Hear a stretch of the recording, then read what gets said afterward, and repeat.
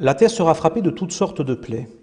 Il y aura des guerres, jusqu'à la dernière guerre qui sera alors faite par les 10 rois de l'Antéchrist, lesquels rois auront tous un même dessein et seront les seuls qui gouverneront le monde. Avant que ceci arrive, il y aura une espèce de fausse paix dans le monde, on ne pensera qu'à se divertir, les méchants se livreront à toutes sortes de péchés, mais les enfants de la Sainte Église, les enfants de la foi, mes vrais imitateurs, croîtront dans l'amour de Dieu et dans les vertus qui me sont les plus chères. Heureuses les âmes humbles conduites par l'Esprit Saint, je combattrai avec elles jusqu'à ce qu'elles arrivent à la plénitude de l'âge. Ces 10 rois de l'Antéchrist renvoient eux aussi à l'Apocalypse, chapitre 17, versets 12 à 14. Poursuivons. La nature demande vengeance pour les hommes et elle frémit d'épouvante dans l'attente de ce qui doit arriver à la terre souillée de crimes.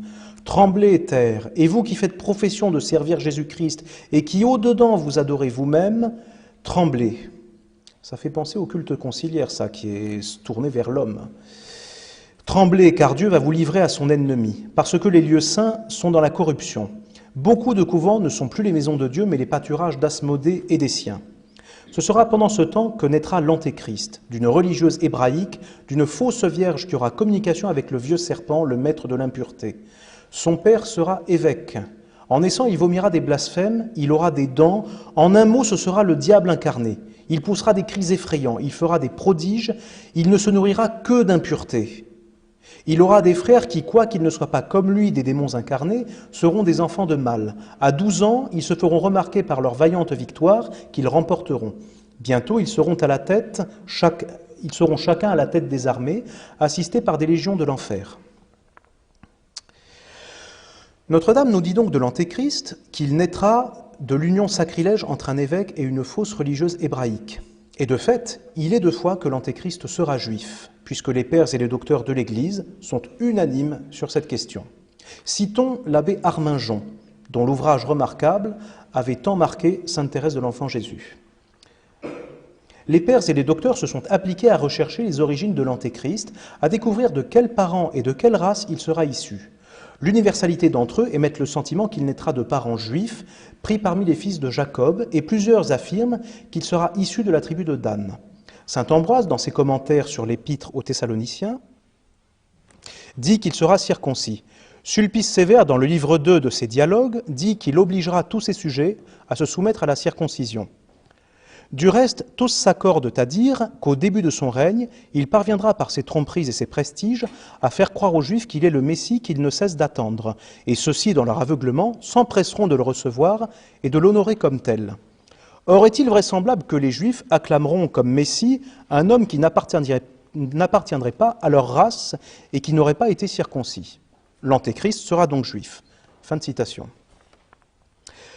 Le langage employé par Notre-Dame, rappelons-le, n'est ni théologique ni magistériel, mais prophétique. L'expression « diable incarné » ne doit donc pas être prise au sens strict, d'autant que le démon est incapable de s'incarner comme l'a fait le Verbe de Dieu. Barthélemy Holzhauser nous explique cependant à quel point le démon réalisera une singerie de l'incarnation et de l'union hypostatique.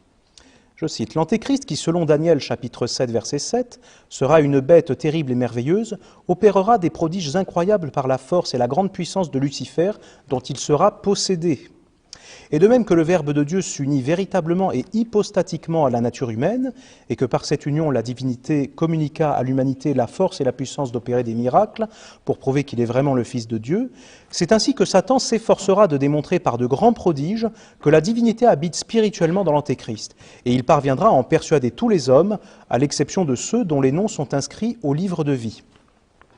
Satan se revêtira pour ainsi dire du corps et de l'âme de l'Antéchrist et ne fera qu'un avec lui.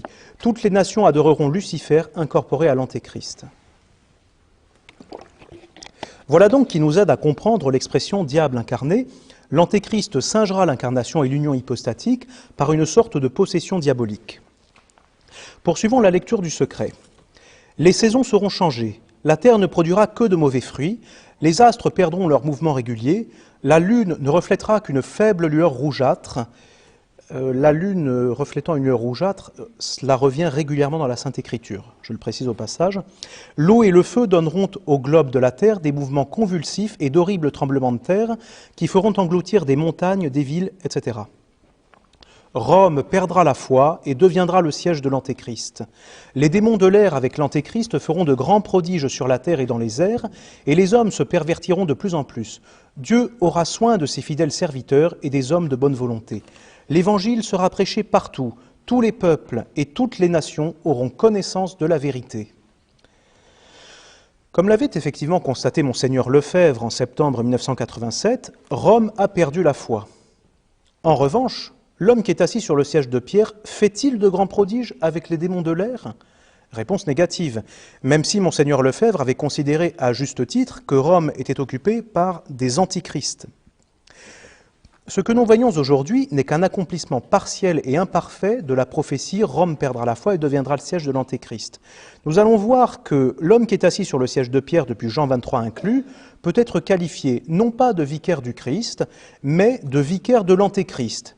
Expression forgée sans aucune prétention dogmatique, mais simplement pour décrire une réalité concrète qui, par ailleurs, se recoupe non seulement avec cette analyse prophétique, mais aussi avec la divulgation de Diana Vaughan, brièvement évoquée auparavant, et qui est le cœur de ce livre.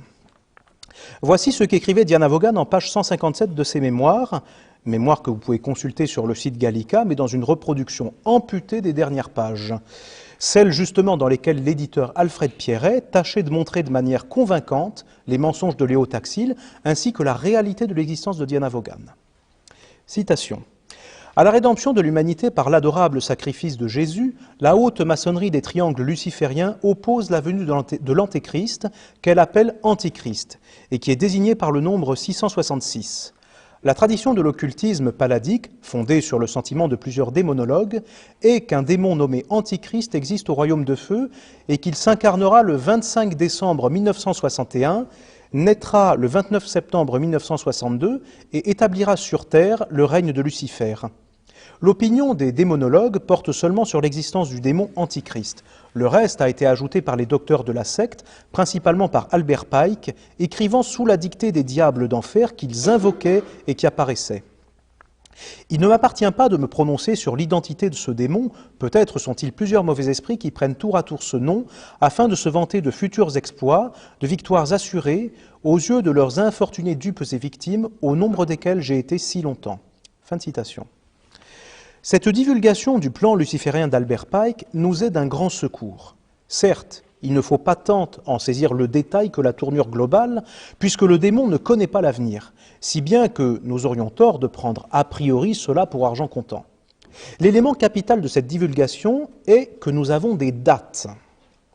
Une première qui nous est présentée comme devant être l'incarnation de l'Antéchrist, ou du moins d'un démon ou groupe de démons derrière le vocable Antichrist et le nombre 666. La seconde date, elle, doit en être la nativité. La première, 25 décembre 61, est très exactement la date de convocation officielle de Vatican II par la bulle Humanae Salutis de Jean 23. La seconde, en revanche, ne correspond guère à quelque événement connu. Nous constatons néanmoins qu'elle précède de 13 jours le discours inaugural de Vatican II. En effet, le 11 octobre 62, pour l'ouverture de Vatican II, Jean XXIII prononça un discours exposant une ligne directrice rompant totalement avec 20 siècles d'Église, expliquant que désormais l'erreur ne devrait plus être condamnée et qualifiant au passage la basilique Saint-Pierre de second cénacle. Ce qui n'est pas sans évoquer la nouvelle Pentecôte qu'il appelait de ses vœux dans sa prière du 23 septembre 59. Or, comme nous le rappelle le pape Pie XII dans Mystici Corporis, la Pentecôte fut la manifestation de l'Église. Ce discours inaugural de Jean XXIII est donc la manifestation de la nouvelle Église conciliaire et faussement catholique. Or, non seulement manifestation est la signification étymologique du mot épiphanie, mais l'épiphanie de notre Seigneur Jésus-Christ est célébrée 13 jours après la Nativité. Nous voyons donc, grâce à ce décryptage et aux 2 dates dévoilées par Diana Vaughan, que depuis la convocation de Vatican II jusqu'au discours inaugural de Jean XXIII, nous avons l'incarnation, la nativité et l'épiphanie de cette préfiguration de l'Antéchrist qu'est la secte conciliaire.